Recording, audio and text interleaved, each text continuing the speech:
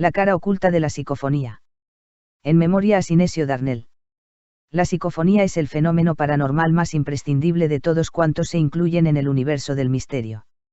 En los últimos años, paralelamente a la evolución tecnológica, los métodos aplicados a la investigación de las voces sin rostro se han sofisticado hasta límites inimaginables. Pese a ello, la psicofonía continúa manteniendo un lado oscuro y aún más desconocido. Entre revistas, separatas y opúsculos, tanto nacionales como extranjeros, es mucha la información que recibo sobre el tema de las psicofonías o parafonemas.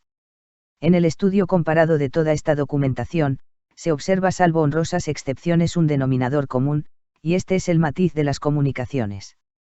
Mayoritariamente el contenido de las mismas es simple y complaciente, en algunas ocasiones tiene un tinte irónico, y pese a lo que se diga, ante preguntas de cierta trascendencia, la contestación suele ser un tanto ambigua, que si bien en un principio no parece tener relación con la pregunta realizada, a la larga, como piezas de un rompecabezas, estas contestaciones se juntan adquiriendo un verdadero sentido.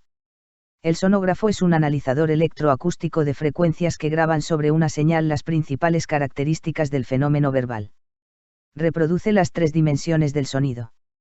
En el caso de las voces humanas, las formas resultan de la acción de las cavidades de resonancia del aparato fonatorio, mientras que en las voces psicofónicas parecen resultar de otro proceso que podría individualizarse por la oblicuidad de la manipulación paranormal del ruido o de frecuencias sucesivamente disponibles.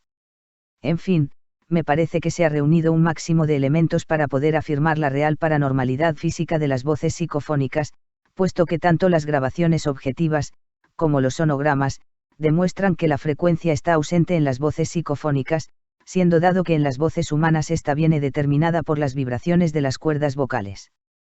Esto significa que el agente desconocido se encuentra desprovisto de ellas. Más paranormal que esto. Al parecer otros centros han confirmado estos resultados. Hace 2 años una universidad brasileña llegó a las mismas conclusiones.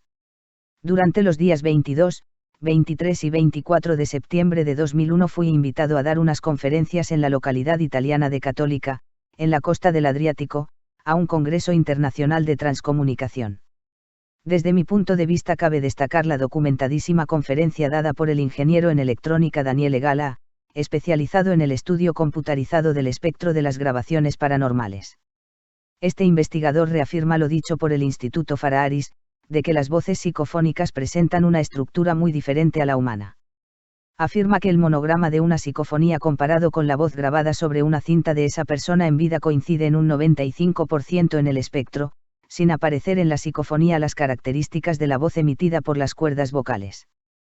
Por otro lado, el conocido investigador Gerard Ferrand también demostró paranormalidad de las voces grabadas en un detallado estudio sobre 24 grabaciones de diferentes procedencias. A finales de mes de septiembre de 2000, asistí a un congreso internacional de transcomunicación en Bélgica, donde diferentes investigadores de renombre como H. Koenig, expusieron sus trabajos. Kenisi mostró una cinta de vídeo con psicoimágenes en movimiento, acompañadas de grabación en audio. Este investigador defendía igualmente la paranormalidad de la transcomunicación. Los inicios. El gran divulgador François Brun advierte: cualquier práctica de transcomunicación es en realidad una ventana abierta a otras realidades, ventana por la que pueden entrarnos cosas no deseadas. Comentario al que yo añado: en realidad no hay pruebas evidentes de la naturaleza de ese plano con el que conectamos. Por ello hemos de ser muy precavidos al aceptar el contenido de la grabación. Empecé a experimentar a mediados de 1974 casi a diario, y como se comprenderá, la casuística y el anecdotario acumulado me permiten llegar a algunas conclusiones, que en su mayoría han sido confirmadas por otros experimentadores. Un hecho que está sobradamente demostrado es la capacidad de mentir, de engañar y contradecirse de las voces entre ellas, así como un gran desconocimiento del valor del tiempo, al menos del nuestro. Estos hechos son mucho más abundantes en la práctica de grabaciones por radio-transradio que en la experimentación vía acústica, o sistema clásico. De mis archivos personales expongo los siguientes casos, algunos de los cuales ya he comentado en otras ocasiones. 1. En cierta ocasión un buen amigo mío fue propuesto por la empresa donde prestaba sus servicios, para que hiciera unos cursos de perfeccionamiento en el extranjero. Como sea que vivía con su madre de avanzada edad, temía que mientras estaba fuera ocurriera lo peor. insistió tenazmente para que psicofónicamente preguntáramos si podía irse tranquilo. Poco después llegó la respuesta, con toda claridad una voz le respondió, morirá antes de Navidad. Esto ocurría sobre el mes de septiembre. No sé qué explicación daría a la empresa, pero su estancia en el extranjero fue aplazada para más adelante. Vivió unos meses de angustia y zozobra, pero el caso es, que llegó la Navidad y la madre la celebró alegremente. Y no solo eso, vivió bastantes años más. Sin lugar a duda la contestación fue una broma de mal gusto. Dos en otra experiencia me dieron el nombre de un compañero de Madrid, que según ellos acababa de morir en un trágico accidente.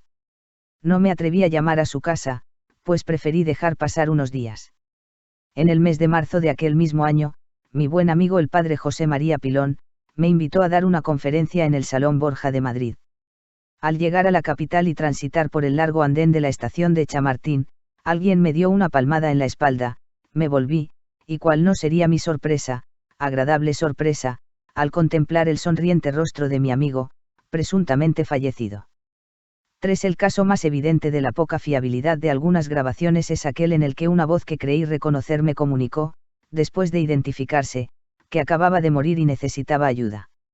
Durante 2 o 3 días, nada más localizar la onda -1350 kHz aparecía la voz del presunto difunto llamándome por mi nombre, y en algunas ocasiones seguido de mis apellidos. Fueron muchos los detalles que no encajaron. Por ejemplo, siempre nos habíamos tratado de tú, mientras que en las grabaciones siempre me hablaba de usted. Total, unos días después cenaba con mi amigo en un restaurante de Barcelona. La curiosidad hizo que jornadas después volviera a experimentar en los 1350 kHz, tal y como esperaba volvió a aparecer la misma voz. Al oírla no pude por menos que increparla, diciendo que era una mentirosa. ¿Por qué mientes?, pregunté enfadado. La contestación fue tajante, porque sí, me divierte. No solo había sido víctima de un vulgar engaño, sino que hubo una clara suplantación de personalidad. Pero no siempre es así, son muchas las precogniciones menos alarmistas y advertencias que se han cumplido. El hecho de haber comprobado en algunas ocasiones mentiras y falsedades es suficiente para poner en cuarentena sus comunicados, y para que recordemos la advertencia de François Brun. En Transradio, cuanto más baja es la frecuencia con la que experimentamos, más desagradables resultan las inclusiones. Esto es una simple observación de lo que seguidamente comentamos. Comportamiento de las voces obtenidas en diferentes frecuencias. Por debajo de los 1400 kHz encuentro una franja de comunicación que he denominado zona del olvido. En ella las comunicaciones suelen ser imprecisas y divagatorias. A las preguntas que se realizan suelen contestar, no lo sé, no me acuerdo, quién soy, quién me llama, dónde estoy, no puedo, todo es confuso, ¿qué hago aquí?, ¿qué es esto? Igualmente se observa la repetición incansable de una palabra, por ejemplo, un simple saludo o la produciéndose un efecto de eco invertido, esto es, el primer saludo, o cualquier otra palabra es muy débil pero aumenta la intensidad a medida que se repita. Sobre los 1500,5 kHz entramos en una frecuencia en la que las contestaciones suelen tener ya una intencionalidad, es decir, contestan prácticamente en un 80% a la pregunta formulada. Sin embargo, persiste el engaño o la suplantación de personalidad, no en exceso, pero ocurre. Llega un momento en que la experiencia del operador hace que reconozca la voz que miente y falsea, pues normalmente siempre es la misma, de igual modo que reconoce aquella que es fiable, puesto que en más de una ocasión se comprueba la realidad de su comunicación. La técnica de lo que llamo franja negra, que en realidad es una variante de lo que antes llamábamos ruido blanco, será explicada detalladamente en un próximo trabajo, ya que en la realidad me falta determinar ciertos vectores. La variedad de tonos y timbres de las grabaciones, de lo que en su tiempo definí como transradio, es amplísima. Encontramos voces completamente robotizadas, otras muy graves, así como otras prácticamente normales. Y cómo no, también las hay de una gran agudeza que son molestas de escuchar, voces de hombre, de mujer, de niños, y algunas siseantes de gran dulzura. Lo que sí es cierto, es que cuando paulatinamente vamos subiendo la frecuencia de la portadora negra en la radio, si bien el número de grabaciones tiende a descender, resultan más claras y entendibles, no solo porque la franja está mucho más limpia de ruidos de fondo, sino porque las voces están más humanizadas en cuanto a tono y timbre. Para la emisión de estas bandas se impone la utilización de una radio digital que permita una amplia gama de frecuencias. Personalmente empleo un aparato que cubre desde 531 a 26.100 kHz, con la particularidad de que puedo variar la frecuencia de 1 en 1 kHz, o afinar más, de décima en décima de kHz. Lamentablemente las frecuencias que menciono no pueden generalizarse, ya que da la impresión de que éstas proporcionan resultados más o menos positivos dependiendo de las coordenadas geográficas. El conocidísimo investigador Ernst Senkowski me comentaba que realizando una serie de ensayos preguntó que, si durante los años de vida que le podía quedar, lograría encontrar y localizar perfectamente la frecuencia ideal para sus transcomunicaciones, pregunta a la que contestaron que sí. Pero como ya sabemos, no siempre dicen la verdad. Otro factor para tener en cuenta es la meteorología durante la experimentación. Tengo sobradamente comprobado el hecho de que cuando estamos bajo los efectos de una depresión generalizada, no solo baja el número de grabaciones, sino que llegan a desaparecer. De haber alguna es de bajísima calidad, sobre todo cuando trabajo sobre los 1500,7 kHz. En frecuencias más elevadas, por ejemplo 15.000 kHz, este fenómeno no es tan marcado. Creando hipótesis. Como se habrá observado en el cuadro que acompaña a este trabajo, en la mayoría de los casos las contestaciones, aun con diferentes palabras, guardan una relación, pero otras no. Hace ya años formulé la teoría de la interfase, en la cual exponía la idea de que entre una vida terrestre tridimensional y una espiritual, etérica o astral, tenía que existir una zona intermedia, una interfase entre lo terreno y lo espiritual. El investigador Raymond Amoudi Jr., en sus libros sobre vida después de la vida, mencionaba relatos de sus entrevistados, en los cuales se describe una zona gris en la que los transeres, como los denomina H. Senkowski, deambulan indiferentes, ignorando su propio existir, siempre cabizbajos y desorientados. Zona que correspondería a la franja de contacto que denomino zona del olvido. La interfase podría estar formada por diferentes planos con estadios de conciencia o de conocimiento igualmente diferentes, como parece demostrar la seguridad de algunas contestaciones en distintas frecuencias. El conocidísimo autor e investigador John Climo nos dice que, el físico Saul Paul Sirga de Berkeley, y el investigador médico Andrija Puarich, aluden a centenares de dimensiones que pueden existir más allá de la realidad espacio-tiempo con la cual estamos familiarizados. No obstante, y para lograr un posible consenso, podemos afirmar que el concepto de planos, niveles o dimensiones es de suma importancia para nuestra discusión, ya que uno de los modelos primarios para la canalización explica cómo los seres de otros niveles pueden comunicarse a través de los canales que están en nuestro plano. Pienso que la psicofonía o transaudio comunicación no deja de ser un sistema de canalización, tecnificado y al alcance de todos, ya que no se necesita de facultades psíquicas. El físico Shabbat van Ness-Ziegler, en su obra Teoría del Universo Multidimensional, nos habla también de la multitud de dimensiones o planos existenciales que puede haber, formando estos a su vez diferentes sistemas. Por otro lado, el profesor Regis Duteil, en su obra no publicada en castellano El hombre superluminoso, explica que existen tres planos de vida: el sublumínico, que es en el que nos movemos, el lumínico, que corresponde al de la velocidad de la luz, y el último que corresponde al superlumínico, donde la velocidad de la luz es superada, y donde pueden existir entidades sumamente espirituales. El plano lumínico actuaría como límite divisorio, interfase entre lo terreno y lo puramente espiritual, permitiendo hasta cierto punto el trasvase de información en ambos sentidos, y de intenciones muy diversas. El padre François Brun, conocido por su honestidad, hace referencia a entidades engañosas, en el prefacio de la magnífica obra de la psiquiatra Carl-Louis Cland, Traante ins par mille morts. Lo expuesto nos puede aclarar hipotéticamente las diferencias halladas en el cuestionario del cuadro. Los entes que contestan, pueden proceder de diferentes planos de existencia según su grado de evolución, y, por lo tanto, tener unos u otros conocimientos e interpretaciones. Dejando aparte una posible mala intencionalidad, sería posiblemente aceptable que sus contestaciones fueran simplemente el reflejo del estado de limitación en el que se encuentran. Demostrada la paranormalidad de las grabaciones que se realizan, y prescindiendo de su origen pese a que todos tenemos nuestra opinión, cabe preguntarnos, ¿cuáles son las contestaciones que corresponde a una realidad? ¿Y cuáles son fruto de engaño? La respuesta posiblemente se halle en la cara oculta de la psicofonía.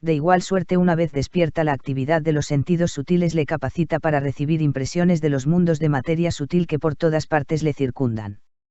Cuando la muerte le separa del cuerpo físico, el ego, o alma humana, se adapta a las nuevas condiciones de existencia y aprende a utilizar los sentidos del vehículo inmediato, llamado cuerpo astral, que le capacita para darse cuenta del mundo astral inmediatamente superior, o más bien compenetrado con el mundo físico, pero de materia menos densa. Por lo tanto, para conocer la vida de ultratumba solo necesitamos aprender a utilizar los sentidos astrales durante la existencia terrena. Mientras el cuerpo físico duerme. El primero y más importante hecho es que la vida astral no es una nueva vida, sino continuación de la presente, y que, lejos de estar separados de los muertos, estos nos rodean a todas horas. Lo que de ellos nos aleja es la limitación de nuestra conciencia, verlos y hablarles como antes, según lo hacemos todos constantemente, aunque poquísimos lo recuerden. Todo hombre puede aprender a enfocar la conciencia en su cuerpo astral, aun estando despierto el físico, mas esto necesita un desarrollo especial y mucho tiempo en la generalidad de las gentes. Pero mientras el cuerpo físico duerme, todos los hombres actúan más o menos extensamente en su cuerpo astral, y por este medio podemos comunicarnos con nuestros difuntos. Algunas veces nos queda un parcial recuerdo de la comunicación, y entonces decimos que hemos soñado con ellos, aunque lo más frecuente es que no nos acordemos de tales encuentros y permanezcamos ignorantes de haberlos tenido. Sin embargo, es un hecho comprobado que los lazos de afecto siguen siendo tan fuertes como antes, por lo que, apenas el hombre afloja las cadenas de su cárcel terrena, busca espontáneamente la compañía de los seres a los que ama. Así es que, en vez de pasar el día con ellos, pasa la noche y tiene conciencia astral, pero no física, de sus visitas nocturnas. Periodo de siembra. El mundo equivale, en cierto modo, a lo que conocemos por purgatorio. El mundo mental es la eterna bienandanza que soñaron los monjes y cantaron los poetas, pero no un sueño adulto, sino viviente, y una gloriosa realidad. La vida astral es dichosa para uno e infeliz para otros, según la disposición en que previamente se colocaron, pero todos gozan, después de ella, la felicidad perfectamente adecuada a las necesidades de cada cual. En la mayor parte de los hombres no está la conciencia suficientemente evolucionada para actuar con desenvoltura en los vehículos superiores, por lo que hay ciertas modalidades solo accesibles mediante los sentidos físicos, aunque una vez alcanzadas en pleno despertar aquí abajo, pueden proseguirse en mundos más elevados. Así tenemos que, a pesar de lo ilusorio de la vida física, podemos considerarla como el periodo de siembra durante el cual actualizamos fuerzas cuyo rendimiento cosecharemos en las más favorables y fructíferas condiciones de las esferas elevadas. Esto en nada altera el fundamento de la realidad superior de las más altas esferas ni debe entibiar nuestro convencimiento de la eterna verdad de que la muerte es para nosotros el tránsito a mejor vida, y que cuanto de glorioso y bello conocemos ahora, no es nada comparado con la belleza y gloria de los mundos a que nos conduce, pues al atravesar la puerta de la muerte se nos cae la más tupida y opaca venda de cuantas nos impiden ver el rostro de la eternidad. Las primeras impresiones. ¿Qué es lo primero que vemos al mirar en este nuevo mundo? Suponiendo que uno de nosotros transfiriese su conciencia al plano astral, ¿qué mudanzas le llamarían primero la atención? Por lo pronto, apenas advertiría la diferencia y pudiera suponer que está viviendo lo mismo que antes. Así como la materia terrestre presenta tres estados: sólido, líquido y gaseoso, cuyas condiciones son distintas, así también hay diferentes grados, densidades y condiciones de materia astral, análogos y correspondientes a sus similares de la muerte física. Por lo tanto, el consciente en el plano astral seguiría viendo las paredes y los muebles de su aposento, porque si bien la materia física de que están formados ya no sería visible para él, la materia astral más densa bosquejaría aquellos objetos de modo que percibiría su configuración tan claramente como antes. Si examinara el objeto de cerca vería moverse las moléculas constitutivas, cuyo movimiento es invisible en el plano físico, pero como pocos moradores del plano astral observan de cerca los objetos que les rodean, la mayor parte de los muertos cree de pronto que no ha cambiado de condición, pues ve los familiares aposentos de su casa, las mismas personas con quienes convivió, porque el cuerpo astral de estas últimas está al alcance de su nueva percepción. Poco a poco nota la diferencia y luego advierte que ya no experimenta penas ni fatigas. Quien pudiera comprender lo que esto significa, vislumbraría la realidad de la vida superior, pues cómo dar idea de la total carencia de cansancio y pena a quienes no tienen un momento de descanso en los afanes de la vida y apenas recuerdan haber estado libres de ansiedad. Hemos adulterado de tal modo la doctrina de la inmortalidad del alma, que con mucha frecuencia se resisten a creer los muertos que ya no están en el mundo, puesto que oyen, ven, piensan y sienten. A veces suelen exclamar: pero si yo no estoy muerto. Estoy tan vivo como siempre y me siento mucho mejor que antes. Verdaderamente sigue viviendo, y así debiera haberlo esperado si no le aleccionaran erróneamente. ¿Qué ocurre durante los primeros días después de la muerte? La conciencia astral se le consolida al difunto al percatarse de que no puede hablar con los parientes y amigos a quienes está viendo, pues, aunque trate de comunicarse con ellos, no lo oyen, y si les toca no despierta en ellos sensación alguna. Entonces cree que está soñando y que luego despertará porque otras veces, cuando los de la tierra están durmiendo, sus parientes y amigos notan su presencia y hablan con él como en vida. Poco a poco se va convenciendo de que se halla al otro lado de la tumba, y entonces se inquieta a causa también de las erróneas enseñanzas recibidas, pues no comprende dónde está ni qué le ha sucedido, dado que su situación no es la que esperaba desde el punto de vista ortodoxo. Gradualmente irá viendo allí muchas novedades y no pocos aspectos complementados de cuanto ya conocía, porque en el mundo astral los pensamientos y deseos toman forma visible, constituida en su mayoría por la materia más sutil de dicho plano. Según transcurre la vida astral, aquellas formas adquieren mayor relieve, porque entre tanto ha ido atrayéndolas hacia sí cada vez con más fuerza. El ego emplea el primer periodo de su encarnación en sumirse en la materia y el segundo periodo en desprenderse de ella con los resultados de su acción. Durante la vida física el hombre puede elevar sus pensamientos y apartarlos más y más de las cosas terrenas hasta que llegue la hora de dejarlas junto con el cuerpo. Entonces comienza su vida astral, pero continúa el proceso de eliminación cuyo resultado es que, según pasa el tiempo, aparta más y más su atención de la ínfima materia astral que constituye las imágenes de los objetos físicos y la convierte a la submateria constitutiva de las formas de pensamiento, tales como aparecen en el plano astral. De este modo se habitúa a vivir en un ambiente mental y se desvanece ante su vista la imagen del mundo físico, no porque él haya mudado de lugar en el espacio, sino porque su interés muda de centro. Todavía subsisten sus deseos expresados en las formas circunstantes, y de la índole de estos deseos dependerá la dicha o el infortunio de su existencia astral. El estudio de esta vida superfísica nos muestra con toda claridad la razón de muchos preceptos morales. La mayor parte de los hombres reconocen la maldad de las faltas que perjudican materialmente al prójimo, pero se maravillan de que también se tenga por maldad sentir envidia, odio o ambición, aun sin concretar expresamente esos sentimientos en palabras u obras. Una sorprendente compañía. Extractado de El Pensador Progresivo del 13 de diciembre de 1902. Al advertir que iba a ser madre, noté también instintivamente la presencia de una entidad visible que me pareció femenina y de bastante más edad que yo. Gradualmente se robusteció la presunción de esta presencia y al cabo de 3 meses empecé a recibir de ella largas comunicaciones manifestando celoso interés por mi salud y bienestar. Con el tiempo, llegué a oír distintamente su voz y a disfrutar de muchas horas de conversación con ella, de suerte que me dijo cómo se llamaba y de qué país era, con otros pormenores biográficos. Parecía ansiosa de que yo la conociese y llamara por ella misma, según me dijo, a cuyo efecto se esforzó en hacerse visible hasta conseguirlo, y desde entonces fue para mí una fiel compañera como si hubiese tenido cuerpo físico. Tan solo necesitaba yo echar las cortinas, de modo que el aposento quedase a media luz, para que la entidad se me apareciera y hablase. 2 o 3 semanas antes de nacimiento de la criatura, me declaró la entidad que el verdadero propósito de su presencia era que infundiera en la nueva forma corporal apenas naciera, pues le convenía ultimar una experiencia terrena. Confieso que no entendí lo que con ello quiso decirme y me quedé muy preocupada. La víspera del alumbramiento vi por última vez a mi compañera, que se me apareció y dijo: ha llegado la hora. Ten valor y todo nos irá bien. Tuve al día siguiente una niña que en verdad era la perfecta miniatura de mi compañera espiritual, sin parecido alguno con los parientes de ambas ramas de la familia y, al verla, decían todos, pero si no parece una recién nacida.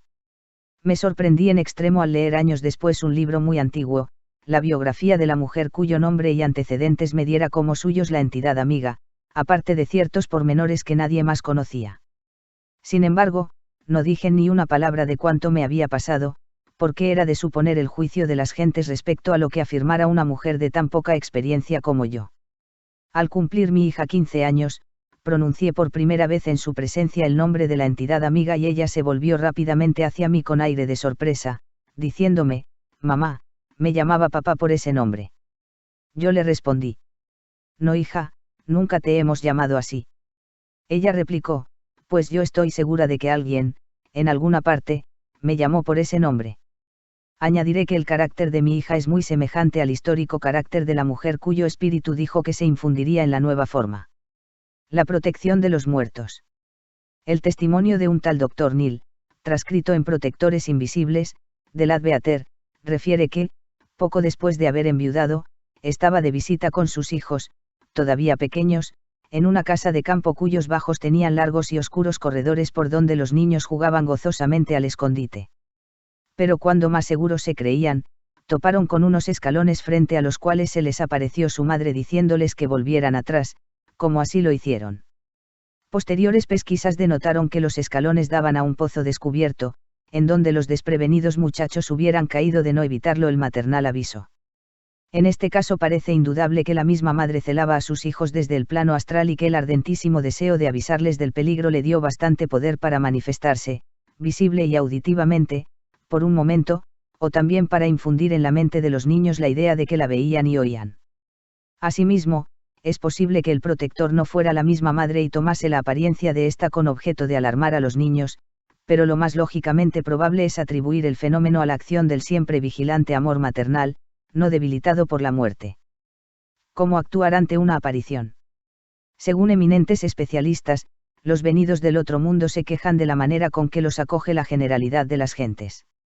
Por lo común el difunto ha de hacer un gran esfuerzo para mostrarse, y así no lo intenta más que por gravísimos motivos o en caso de necesidad extrema, y aun entonces solo mantiene la materialización por breves instantes, que le conviene en extremo aprovechar, pues no le bastan ni para la mitad de lo que desea decir y, sin embargo, la mayoría de los vivos desperdicia este fugaz intervalo en sobresaltos, azoramiento y huidas.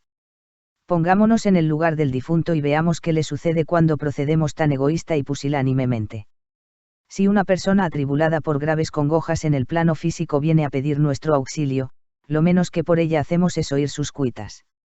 ¿Por qué, pues, no hemos de hacer lo mismo cuando se trata de un difunto? Ningún temor nos causaría este si estuviese vivo, a pesar de que entonces poseería el cuerpo físico por cuyo medio es capaz de dañarnos si quisiera, y en cambio le tememos muerto, no obstante tener sobre él la ventaja de un vehículo más denso. Tan hombre y tan prójimo nuestro, era en vida como sigue siendo en muerte, sin que en lo más mínimo pueda dañarnos.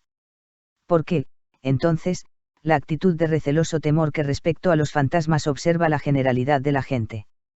El yo subconsciente. Una extravagante teoría de los investigadores científicos es la que supone en todas las cosas, así visibles como invisibles, la acción de un yo sublimado.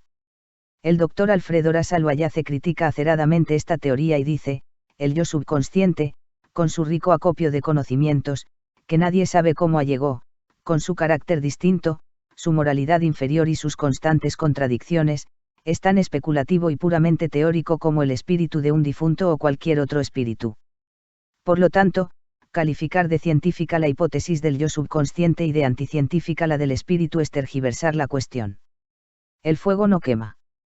Un sorprendente y no muy común fenómeno de los producidos en las sesiones espíritas es el de manejar el fuego sin riesgo alguno de quemadura. Escribe Ladbeater: en una sesión tenida en Londres una forma materializada puso intencionadamente la mano en medio de un montón de ascuas y, tomando una de ellas, del tamaño de una pelota, me la ofreció, diciéndome sosegadamente: «Tómala en la mano». Titubeé por un momento, como era natural, pero las muestras de impaciencia que en aquel punto dio el materializado espectro me resolvieron a tomar el ascua, convencido de que por algo me lo decía, y en todo caso me bastaba tirar el ascua al suelo, antes de que me abrasara. Alargué la mano y, una vez puesto el fuego en la palma, no sentí ni la más mínima sensación de calor, a pesar de que al aplicar el espectro un pedazo de papel ardió instantáneamente. Por tiempo de 1 minuto y medio sostuve el ascua, hasta que ya algo empañada me ordenó el espectro que la volviese a tirar al fuego. No me quedó en la mano ni el más leve estigma, ni noté olor a chamusquina, y únicamente vi un poco de ceniza. El caso del rasguño. El caso, recogido por la Sociedad de Investigaciones Psíquicas con el testimonio del padre y el hermano del protagonista, es relatado así por Andrés Lange en su obra Sueños y Fantasmas. El año 1867 falleció, de cólera fulminante, la señorita G., a los 18 años en la ciudad de San Luis. 9 años después, en 1867, su hermano E.G., que la quería en extremo, hubo de ir por asuntos comerciales a San José y, mientras fumaba un cigarro redactando órdenes para sus dependientes, echó de ver la figura de su hermana sentada a su izquierda con el brazo apoyado sobre la mesa. Sin reparar en la imposibilidad del contacto, iba presuroso a abrazarla, cuando se desvaneció rápidamente. Se quedó E.G., con la pluma en el tintero, el cigarro en la mano y el nombre de su hermana entre los labios. La había reconocido por el semblante, el traje, la mirada y la apostura, pero llevaba en la mejilla derecha un arañazo de rojo intenso que su hermano nunca le había visto. El señor E.G. tomó el primer tren que salía para San Luis y refirió en su casa lo que le había ocurrido. El padre quiso echar la cosa a broma, pero la madre cayó desvanecida y, al recobrar el sentido, dijo que al vestir a la muerta le había hecho, sin querer, un rasguño en la cara con la punta de un imperdible, y para que nadie se enterase disimuló con polvos de arroz el arañazo. Conocido este pormenor, ya no pudo dudar E.G. de que había visto a su hermana. El terror de la muerte. Del prejuicio falaz que supone incognoscible el mundo de ultratumba deriva, en gran parte, y está directamente relacionado con él, el terror a la muerte que tan gravemente influye en la vida de muchos hombres. Nadie suele tratar este punto en la conversación ordinaria, pero quienes, como los sacerdotes, están en íntimo contacto con un gran número de gentes, saben de sobra cuán intenso es el terror a la muerte en algunos que la ven como espectro cuya constante amenaza no les deja ni una hora de sosiego. Por supuesto, que quien teme la muerte teme también la de sus allegados, y cuando la de alguno de ellos sobreviene, no solo se entristece por la separación, sino por la suerte que la haya deparado el destino. El conocimiento de las verdades relativas a la muerte desvanece al mismo tiempo el terror y la ansiedad, y el hombre debidamente instruido en este punto considera la muerte como un paso de la vida y se convence de que la existencia de ultratumba no es más temible que la terrena. El temor nace, no tanto de vislumbrar algo espantoso, como del sentimiento de lo incierto y del horror a los abismos sin fondo. Cuando a esta falsa creencia sustituye el definido conocimiento de lo que con el mundo astral se relaciona, el hombre cobra confianza y está dispuesto a arrostrar ecuánimemente su destino. La convicción de que en los mundos superiores rigen idénticas leyes que, en el nuestro, nos pone en más íntimo contacto con ellos y nos acostumbra a mirarlos como residencia propia. Tenemos entonces la certidumbre de que en todos los mundos estamos igualmente sujetos al mismo poder.